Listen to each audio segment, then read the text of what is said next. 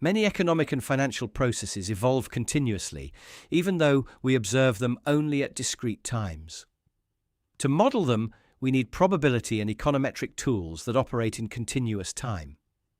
We begin with Brownian motion, the continuous time counterpart of a random walk, and then develop stochastic differentials and diffusion models.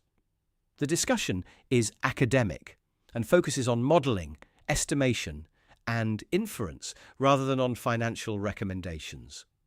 Let's build Brownian motion from something familiar, a random walk.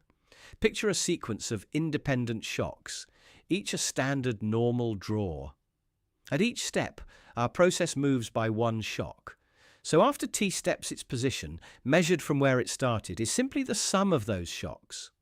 The expected move is 0 because each shock averages to 0.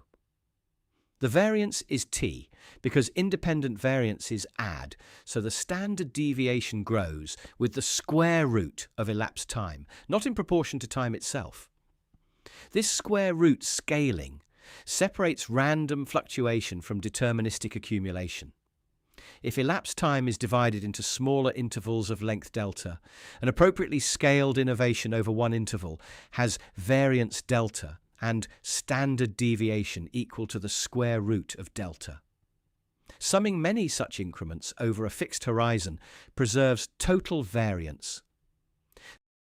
This scaling is the bridge from a discrete Gaussian random walk to Brownian motion. Standard Brownian motion starts at 0, has continuous sample paths, and has independent increments over disjoint intervals. An increment over an interval of length delta follows a normal distribution with mean 0 and variance delta. The distribution depends only on interval length, not its calendar location, so increments are stationary. These properties jointly define an idealized continuous time source of random variation. Independence of increments is stronger than zero autocorrelation. Once the current value is known, a future increment contains no statistical information from past non-overlapping increments.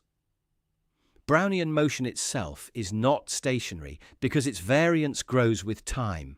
Its increments are stationary.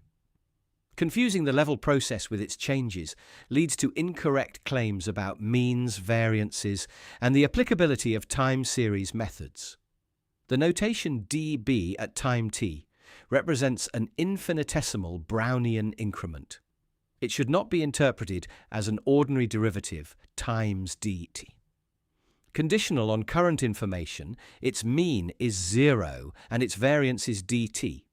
Its typical size is therefore the square root of dt. This order is larger than dt over very short intervals, which is why random variation remains central in stochastic differential equations.